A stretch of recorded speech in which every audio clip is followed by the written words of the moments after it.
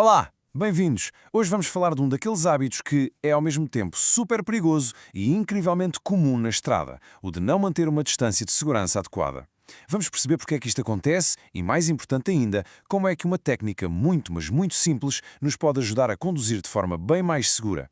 Vamos a isso descobrir como uma simples contagem de segundos pode literalmente salvar vidas. A nossa conversa de hoje parte de uma memória forte, lá dos anos 70, a imagem de um choque em cadeia vista pelos olhos de uma criança. Pensem bem, numa altura em que não havia telemóveis nem a tecnologia que temos hoje, o impacto de ver aqueles carros todos amachucados uns nos outros era algo que ficava mesmo gravado na memória para sempre. E essa imagem do passado levanta-nos uma pergunta para o presente, não é? Se isto já acontecia há décadas, por que é que hoje, com carros cheios de tecnologia, com sistemas de segurança avançados, os choques em cadeia parecem ser ainda mais comuns? A resposta, muitas vezes, resume-se a uma coisa: um único momento de distração. Vamos lá pensar nisto um bocadinho. Um segundo. É o tempo que se leva a mudar a estação de rádio, a olhar para uma notificação no telemóvel ou a virar a cabeça para trás. Parece uma coisa inofensiva, mas na estrada esse segundo tem consequências bem reais e que se podem medir. Imaginem só, a circular a 100 km por hora. Um segundo.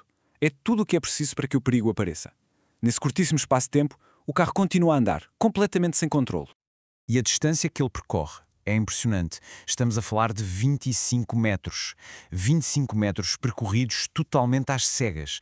Para termos uma noção do que isto é, 25 metros é o mesmo que o comprimento de dois autocarros, um atrás do outro. É uma distância que assusta, não é? Mas olhem, felizmente há uma solução incrivelmente simples para diminuir este risco. E que solução é essa? Chama-se a regra dos segundos. Não é preciso matemática complexa nem tecnologias PTO. É uma técnica mental que qualquer pessoa pode usar para ter a certeza de que tem sempre espaço suficiente para reagir caso aconteça um imprevisto. A regra é bastante direta. Fora das localidades, como em autoestradas ou vias rápidas, a distância mínima tem de ser de 2 segundos para o veículo da frente. Já dentro das cidades, onde as velocidades são por norma mais baixas, o mínimo aceitável é de 1 segundo. Ok, mas como é que se mede isto na prática, enquanto se conduz? É facilíssimo.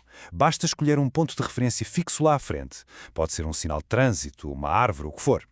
Assim que a traseira do carro da frente passar por esse ponto, começa-se a contar com ritmo. 1001, 1002. Se o nosso carro chegar a esse ponto antes de acabarmos a contagem, pronto, é o sinal de alerta, estamos demasiado perto. Simples e super eficaz.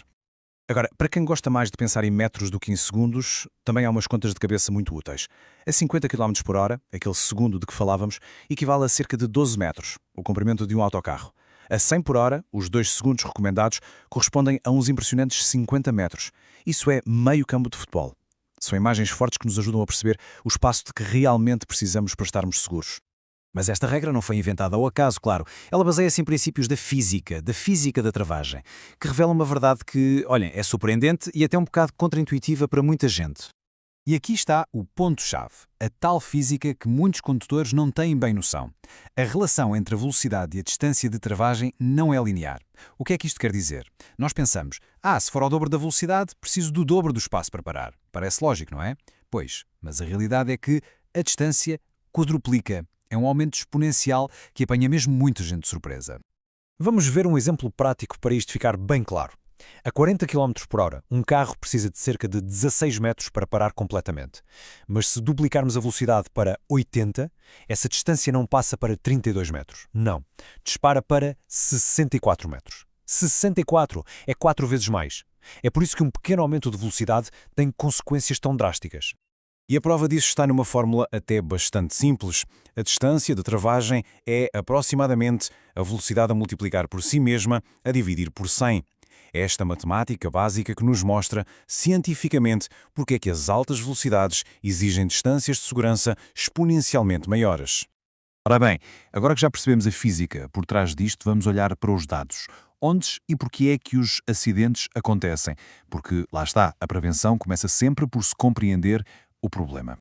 E há aqui um dado muito curioso. Apesar dos acidentes fora das localidades serem muitas vezes mais graves por causa da velocidade, a grande maioria, estamos a falar de 2/3, ocorre dentro das cidades. É aqui que a atenção aos pormenores é mais crítica que nunca. E as causas? Dentro das localidades, os grandes culpados são o desrespeito pela prioridade, a falta de sinalização nas manobras, o famoso não fazer pisca, e, claro, os toques por trás, que resultam diretamente de uma distância de segurança que não era suficiente. Fora das localidades, as causas mudam um pouco, mas o tema principal mantém-se. O excesso de velocidade é, sem dúvida, um fator-chave. Mas, mais uma vez, o desrespeito pela distância de segurança está ali, no topo da lista das causas dos acidentes mais graves. Mas e se, apesar de todas as precauções, um acidente acontecer? É vital saber como agir de forma calma e, acima de tudo, correta. E para isso existe um protocolo simples e muito fácil de memorizar: o PAS. PAS significa prevenir, alertar e socorrer. Vamos por partes. Primeiro, P de prevenir novos acidentes. Ligar logo os 4 piscas, vestir o colete refletor e colocar o triângulo de sinalização. Segundo, A de alertar as autoridades, ligando para o 112. E terceiro, S de socorrer, prestando os primeiros socorros apenas se tivermos formação para tal. E, ponto crucial, sem nunca mover as vítimas.